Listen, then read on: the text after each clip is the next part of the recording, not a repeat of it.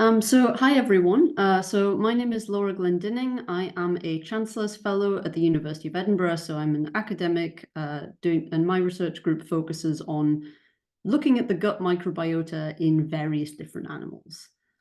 So just in case you don't know what the Roslin Institute is, so the Roslin Institute is based at the University of Edinburgh. If you do know of it, you probably know it most from the development of Dolly the sheep.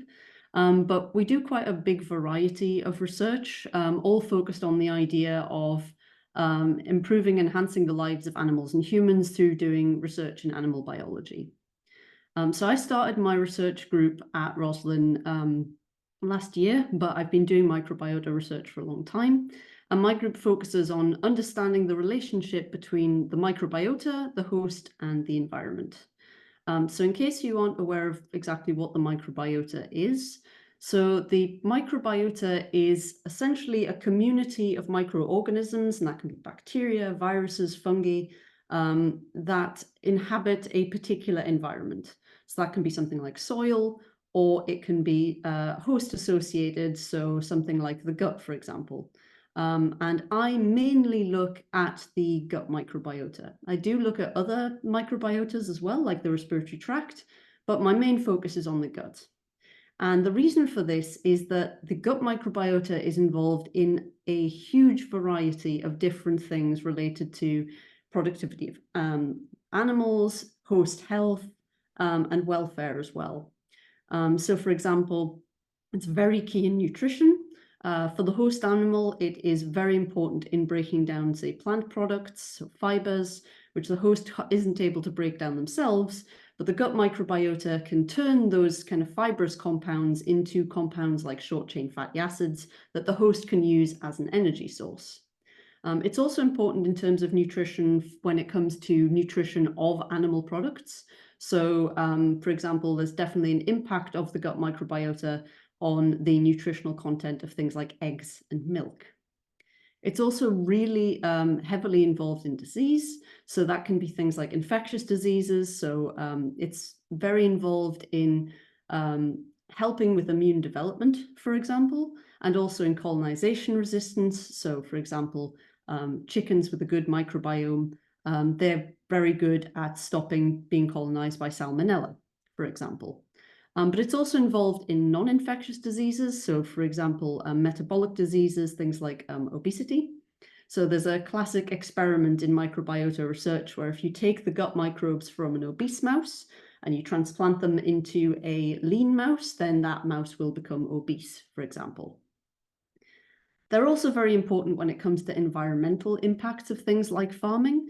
So Mick will talk a bit more about this later, but they're very important when it comes to things like methane emissions. The microbiome are the main reason why ruminants produce, well, the only reason that ruminants produce methane. And they're also important when it comes to things like poultry farming, because they're important when it comes to processing things like ammonia, which are very important things that can contaminate water sources. And finally, there's also a connection between the gut and all the different organs of the body. And one of the important ones is called the gut-brain axis. So metabolites produced by the microbiota can affect how the brain works. And in humans, that can end up being things like depression, stress, having impacts on those kind of things. And in animals, livestock and poultry, that can be related to kind of welfare, bad welfare behaviors. So for example, can be related to feather pecking in chickens, for example. So the gut microbiota is involved in all these different types of things, and I look at it in lots of different species. But today I'm going to focus on one of my kind of favorite species to look at this in, just to give a flavor of the kinds of things that you can look at when you start delving into these microbial communities. So the reason that I'm really interested in the chicken microbiota is it's quite unusual. So most mammals and birds initially get their microbiota from their maternal side. So either for mammals through vaginal delivery, skin contact, or feeding on milk, and in birds through consuming feces. And that is exactly what happens if a chick is raised in a kind of natural environment. So within a few hours of hatch, a chick would be pecking around, eating the feces of its mother, And then within 24 hours, it would develop this really complex, highly diverse gut microbiota that would have lots of fiber fermenting bacteria in there that would help it break down the fiber in its diet and give it energy from that fiber, and would also help with colonization resistance, resistance to pathogens like salmonella. These birds also would tend to live a decent lifespan, so even after this point, their gut microbiota can continue developing and getting more complex. But that isn't what happens on commercial farms. On a commercial farm, the chicks are never exposed to a maternal hen, so they get their gut microbiota from things like the barn environment and from human handlers. So they end up with this really low diversity gut microbial community with few of these fiber fermenting bacteria, and with quite a poor ability to prevent pathogen colonization. And I mainly look at broilers, so meat chickens, and these are usually slaughtered at 5 to 6 weeks of age. So if you leave them for a long time, these birds, for several months or a year, they do develop a complex microbiome. But these particular broiler birds don't get to an age where they can develop that complexity. Another thing that kind of contributes to that odd relationship between the chicken and its microbiota is the diet that we tend to feed these commercial birds. So these birds are fed a high quality diet, which is made from high quality grains such as, well, predominantly made from high quality grains such as corn and wheat, and it's very high in starch and low in fiber. And this is great when it comes to things like digestibility, feed efficiency, getting your birds to put on weight very quickly. But the problem with it is it contributes even more to that low microbial diversity in the gut because it's low in fiber. It's not feeding the small amount of fiber fermenting bacteria that are present in the gut. So it just continues to kind of keep that low microbial diversity in the gut going. It's also not very sustainable as a way of feeding chickens. So we could be eating these grains ourselves as humans. This leads to feed-food competition between chickens and humans, and it's high cost. And it would be great if we could feed chickens a more sustainable diet that's, say, higher in fiber, made from like waste from human food production, like sugar beet pulp. But at the moment, they wouldn't be able to thrive on it because their gut microbiota wouldn't be able to cope with being able to ferment that kind of fiber as well. There's also potentially an impact of intensive selection on the gut microbiota as well.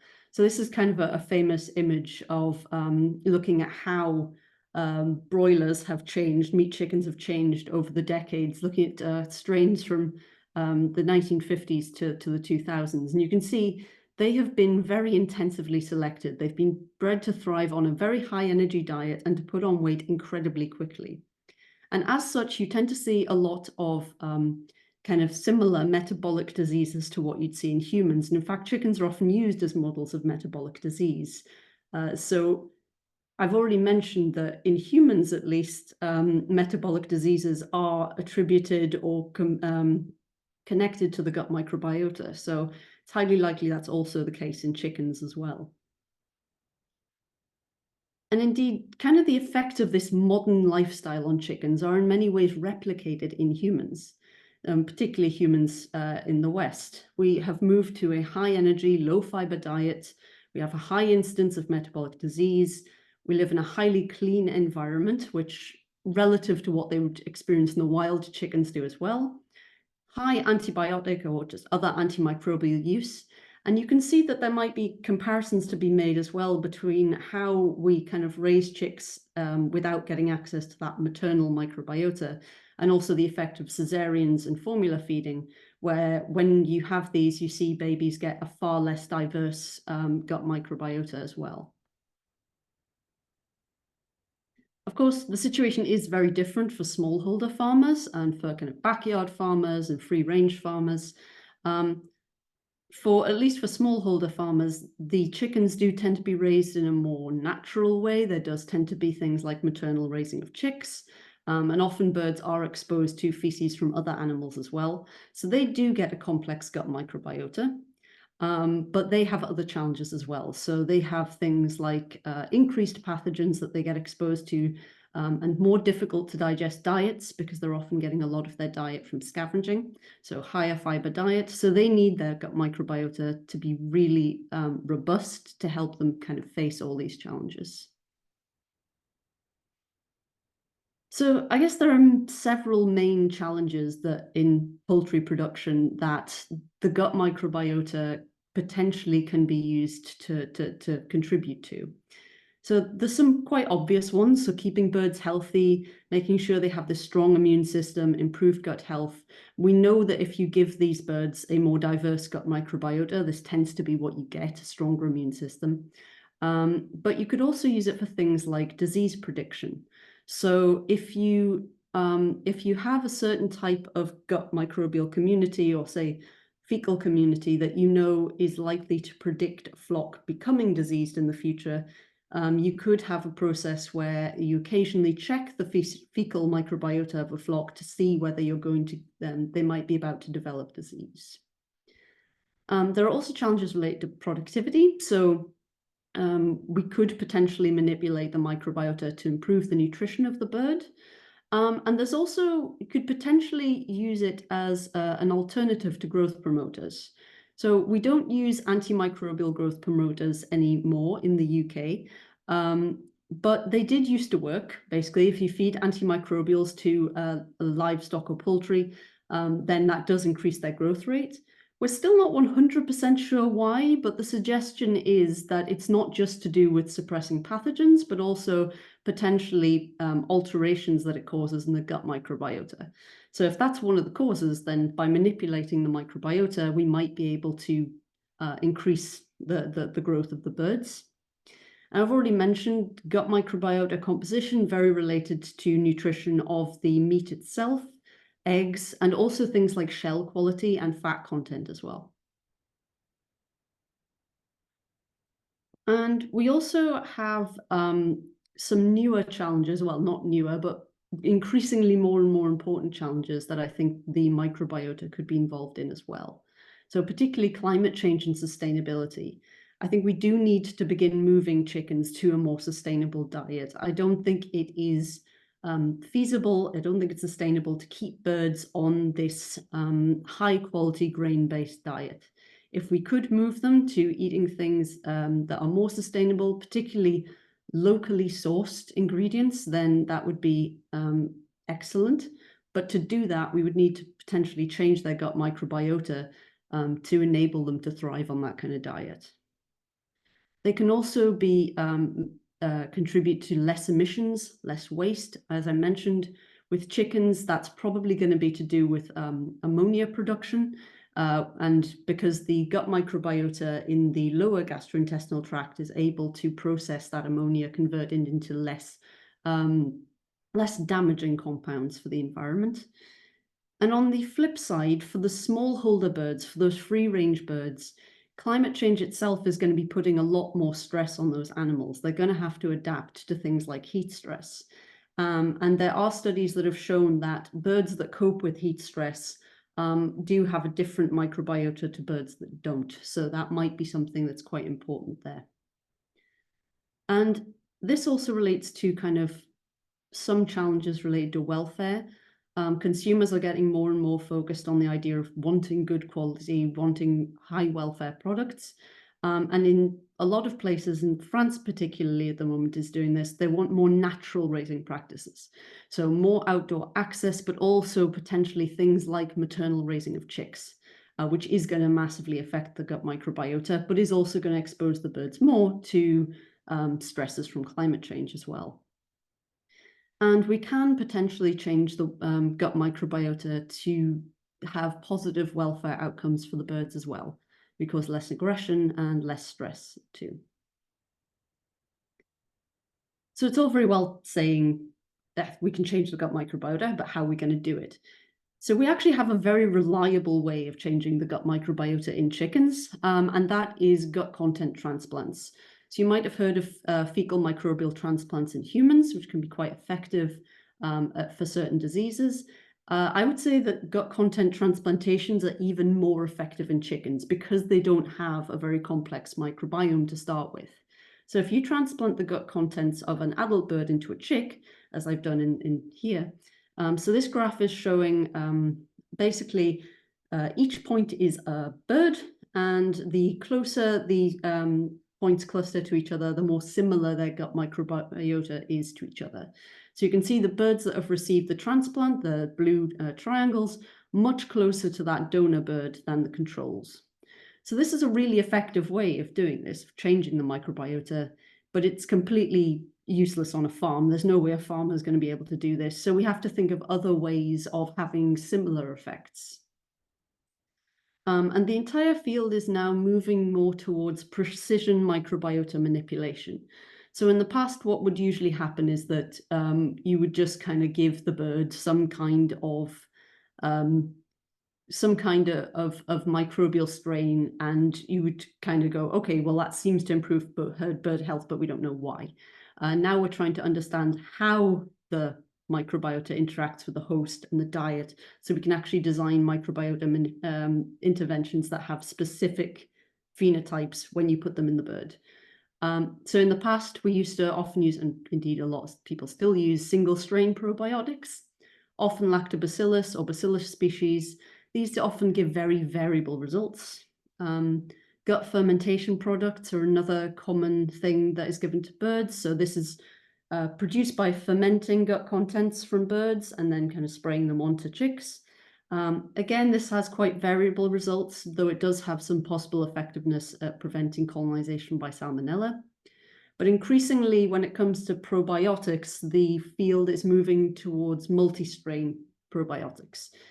These are usually isolated from chicken guts, and they are picked based on their ability to produce a specific phenotype. So, for example, either inducing an immune response, inducing improved immune development, or helping prevent colonization by certain pathogens. So these are starting to be developed now, and they're already showing some effectiveness at both those things, impacting the immune system and impacting colonization resistance. And there are lots of other ways you can manipulate the microbiota, and I think Mick is going to be talking quite a bit more about that next, so I'll leave that to him. So yeah, that's me. I am always happy to chat food and microbes with anyone. As I mentioned, I do research in not just in chickens, but actually in quite a wide variety of livestock, poultry, but also dogs as well, other kind of pet species, and occasionally in humans too. So if you think your work might benefit from the microbiota, please feel free to contact me. I'm always happy to chat, and I'm happy to answer your questions later as well. Thanks so much, Laura. This was a really, really interesting overview. If you have any questions, please save them for later. Either put them in the chat or the Q&A box, or write them down and come off mute after the next talk. So we'll move on to Mick's talk for now. Mick, are you happy to share your screen? Yeah, hopefully everyone can see this. Yes, we can see you and we can hear you. Great. Good afternoon. So my name is Mick Watson, and I'm going to talk to you about data-driven innovation in the food system, and I will focus a lot today on the microbiome and methane emissions. So I've spent the last 20 years working in the farm animal genetics health space, most of that as an academic, where most recently I was head of genetics at the Roslin Institute, University of Edinburgh. 2 years ago, I left to join dsm-firmenich, and I joined as principal data scientist. For those of you who don't know, dsm-firmenich are a global biotech company with multiple business groups in perfumery, beauty, nutrition, health nutrition, human nutrition, sorry. But the most relevant today is the animal health and nutrition business. I also retain an associate position at Scotland's Rural College, SRUC. I want to start by talking about the global food system and its impacts. So I'd say the global food system is fairly miraculous, but flawed. This is the World Hunger Map, which attempts to track how many people in the world are hungry. And currently, around about 10%, so you see that figure there, 0.68 billion, around 10% of the world's population do not have access to sufficient food. And as you can see, hunger is really focused around this central belt in Central America, Africa, and parts of Asia. So it's miraculous in that we managed to feed the majority of people on the planet, but it's flawed because we're failing that 10%. However, that's not to say that the rest of the world are absolutely fine. Even here in the UK, where we have, I think, an overabundance of food, it doesn't really take much for the food system to break down. Over the last couple of years, we've all experienced empty shelves due to shocks like Brexit, COVID, and the war in Ukraine.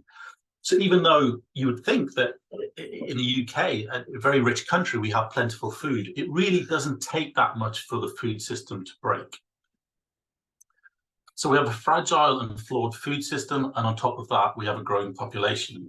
As I'm sure most of you know, we recently surpassed 7 billion people on the planet and are projected to pass 9 billion by 2050. That's a huge rise in a short time frame. And this is happening everywhere, but China, India, and Africa are large drivers of that. All of those people need to be fed, and for a long time, 20 years in the industry, conversations about the food system always focused on this: how do we feed a growing population?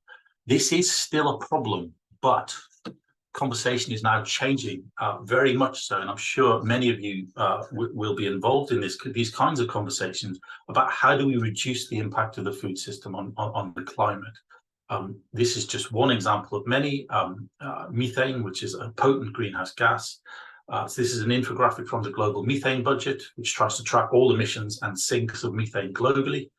As you can see right there in the center left of the diagram, agriculture and waste are one of the largest, well, the largest producer of man-made methane in the world. And we obviously need to do something about that, because methane is a potent greenhouse gas.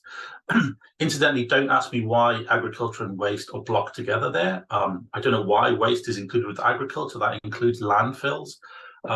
So I'm not sure why you would put food and landfills together, but they decided to do it, and it's a big number.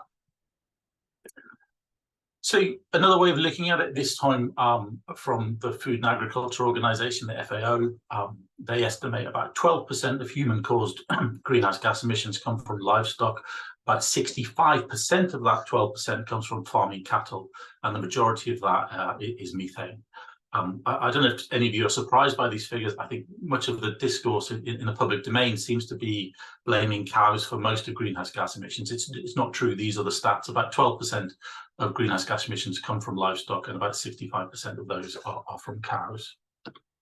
Yet another view, this time from the US Environmental Protection Agency, showing that of all methane produced in the US, cows are responsible for about a third. Still not the highest, that's oil and gas, but certainly a significant contributor. So this is really all an argument to say we really need to do something to reduce methane from cows. So let's talk about cows, methane, and the microbiome. So cows don't produce methane, archaea do. So within the rumen of cows exists a complex microbial ecosystem consisting of bacteria, viruses, fungi, protozoa, and archaea. And it's this last group, the methanogenic archaea, who are responsible for all of that methane. And just to stop any of the jokes, actually most of that methane is released through the mouth, through burps. A bit of a primer here. This is starting to get a little bit technical. So how do we study the microbiome? Well, what do we take all those microbial cells, we extract DNA from all of them simultaneously. We fragment them into tiny little pieces, and we sequence them on a DNA sequencer. This produces tens to hundreds of millions of DNA sequences, and this represents a huge data science problem. It's what I've spent a lot of my career dealing with. So the millions of small DNA sequences are then compared to microbial reference databases to derive both species abundance and enzyme and pathway abundance. And this information is then used to try and understand the biological system. Key to this entire process is those reference databases. And this is something I'll come back to. So we started using metagenomics and microbiome to study the rumen microbiome and methane over 10 years ago, starting with this study where we compared the rumen microbiome of low and high methane emitting cattle. What we found was quite convincing. In high methane cattle, when compared to their low methane counterparts, the abundance, that is the number of copies of enzymes in the methane production pathway, was far higher in the high methane cattle for every single enzyme in the pathway and for every single comparison. This also implies quite strongly that high methane producing cattle simply have more archaea in the microbiome, and that's why they're producing more methane. So this was a really significant finding at the time, and this paper is fairly highly cited. However, there was a problem which I like to highlight now in presentations. We found that we were basing this conclusion on only 2% of the data. So of all of those millions and millions of sequence reads that we produced, because the reference databases were so awful and so bad back in 2014, all of this was based on just 2% of the data. And quite frankly, that's not good enough. Around the same time, another paper came out by Shi et al. in Genome Research, which completely contradicted what we'd found. They found that there was no difference in microbial abundance between high methane and low methane animals. So this is quite upsetting. It's not unusual for two studies to disagree, but obviously we wanted to find out the truth. Our study showed higher abundance of archaea and the methane pathway in high methane animals, but only used 2% of the data. Their study showed no difference in microbial abundance and used a different data science methodology. So, what's the real story? We really wanted to find out, and really to deal with that, we had to deal with that 2% mapping rate. We had to go back to the data and figure out how we can improve things. So the problem we're trying to solve is that microbial reference databases did not contain the genomes of microbes present in cows, so we had to recreate them. And it turns out you can do this through a process called metagenome assembled genomes. This is an entirely data-driven approach to reconstruct microbial genomes from those time fragments that we sequenced. The basics of this are that basically sequences from the same genome have similar content, i.e. either GC content or tetranucleotide frequencies. Don't worry about the details here if you don't know. And then also sequences from the same genome also have similar abundance. That is the number of copies of a sequence we see in the data.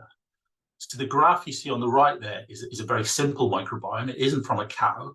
This is what happens when you sequence a microscopic worm.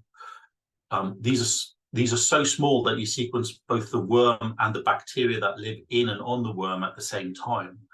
And as you can see, if you plot that data with GC content here on the x-axis and abundance on the y-axis, you can not only start to separate out the worm, which is that blue blob, but you can also start to separate out the different bacteria, which is the green, yellow, the orange, the purple, and the pink blobs. And just through an entirely data-driven approach, you can begin to deconvolute a complex microbiome data set into the individual genomes that constitute that microbiome. So it turns out you can apply this to more complex microbiomes such as the rumen, and we did exactly that. In 2018, we published a paper with 900 novel microbial genomes from ruminants, and just a year later, we repeated the trick and published a further 5,000. And crucially, a small but significant number of these were novel archaeal genomes. What this basically meant is they were no longer mapping 2% of the data to reference databases, but we'd improved that to about 50 to 70% of the data, which is fantastic. That's a huge improvement. And I think we can now start to have confidence in the results. When we're basing results on 2% of the data, you really have to wonder, are those real? But as soon as you get to kind of 70% level mapping rate, and actually we've gone higher than this now, you can really begin to have confidence in what you're finding. One of the first things we did was to go back and re-examine those studies that disagreed, and we re-examined the Shi et al. Data set, which you will remember had found no changes in microbial abundance between low and high methane emitting animals. And when we reanalyzed this data with the new database, we found quite large and profound differences in microbial abundance. And this was really only revealed because of our improved database. In the graph here, you can see is a principal component analysis based on strain level abundance of microbes in the rumen. And we have a perfect separation of high and low methane emitting animals, showing that the microbiome is absolutely, the abundance of microbes in the microbiome is absolutely strongly associated with methane production. So knowing that, and basically, with that database in our back pocket, and over the years, this kind of detailed data-driven research contributed very significantly to our research program with Rainer Rose Group at SRUC. Rainer Rose Group is a genetics group interested in cattle breeding. And together with the microbiome data, we showed that methane emissions could be accurately predicted directly from the microbiome data using just the abundance of a small number of genes or species. Here at the bottom, genes selected by a network analysis, or PLS, could discriminate with 100% accuracy between low and high methane cattle. And a small number of genes in the top right of the slide here, a small number of genes can explain 62% of the variation in methane production in cattle. So we're getting to the point where we can just take microbiome measurements and directly predict methane emissions from cattle. This is a really significant step forward because, and I must credit here Rainer's lab for developing this. I don't want to claim any credit for this paper, though I'm a co-author. Rainer's group, knowing that they could predict methane emissions directly from microbial abundance, led to much more impactful research on genetics and breeding, led by SRUC. And this paper demonstrates that by using microbiome data in a breeding program, we can actually breed for low methane cattle. So we can use traditional genetic breeding to just reduce the methane emissions from cattle.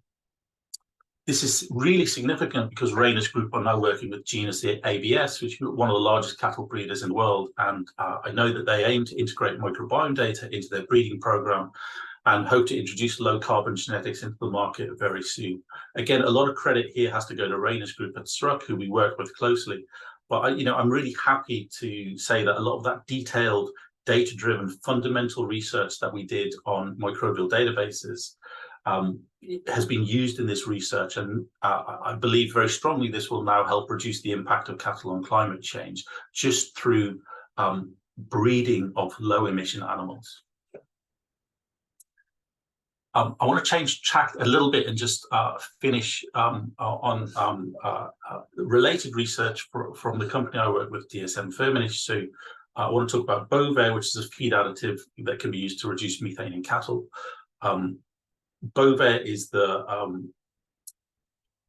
so I should say, I joined dsm-firmenich 2 years ago, and one of the first things I learned was that they were using the microbial reference databases that I had published as an academic, and I was absolutely delighted that this had happened because it's really, really nice to hear when your academic research is picked up by industry and used. So just to let you know, Bovaer is the commercial name for 3-NOP. It was discovered and developed by DSM back in 2010. The efficacy of Bovaer and 3-NOP has been demonstrated in multiple trials globally, and it's available in 58 countries. Interestingly, the major production facility is in Dalry in Scotland. Many of you might have seen this facility being opened a couple of years ago by Nicola Sturgeon when she was First Minister. Efficacy and safety being demonstrated in multiple trials globally in all areas of the world, showing somewhere between a 40 to 90% reduction in methane emissions. In North America, there you see multiple trials showing up to 82% methane reduction. In Europe, up to 46% methane reduction. In Latin America, up to 55% methane reduction. And Oceania, up to a massive 90% methane reduction. Why is there that variability? It's due to breed and diet. So the different breeds and different diets will use at different parts of the globe, and the efficacy of Bovaer has a slightly different impact depending on the breed and the diet. How does it work? So this is definitely microbiome-based innovation. It targets the last enzyme in the methane pathway, methyl-CoM reductase, and temporarily inactivates it. This enzyme is only present in archaea, so there's no off-target effects. It works within 30 minutes of being consumed, and it stops if you no longer put it in the feed, so it's a fully reversible effect. And here you can see everywhere where it's regulated and available for use. So it's available in 58 countries worldwide. And studies show that not only does it reduce methane, but it has no impact on those traditional production parameters. So no impact on dairy and beef quality, no impact on the animal health. It just goes in there and simply turns off the methane production. I'll end now, just a summary of my talk. I think the global food system is miraculous but flawed, and the conversation now is about really focusing on reducing the environmental footprint of the food system. Cows do produce a large amount of methane, which is significant greenhouse gas. Early attempts to study that were hindered by very poor microbial reference databases, which we have fixed. And SRUC have been using data-driven approaches and those databases to integrate rumen microbiome data breeding programs. This has been picked up by genus ABS, who aim to launch low-carbon genetics and breed basically low-methane cattle. In an entirely complementary approach, Bovaer, produced by the company I work for, dsm-firmenich, is a feed additive which we know is capable of reducing methane by 30 to 50% on average. And together, I think these approaches are going to significantly reduce, if not entirely remove, cows' impact on the climate over the coming years. I'll just leave you on the acknowledgement slide. You know who actually did the work, and hopefully I haven't missed anyone. Thank you very much.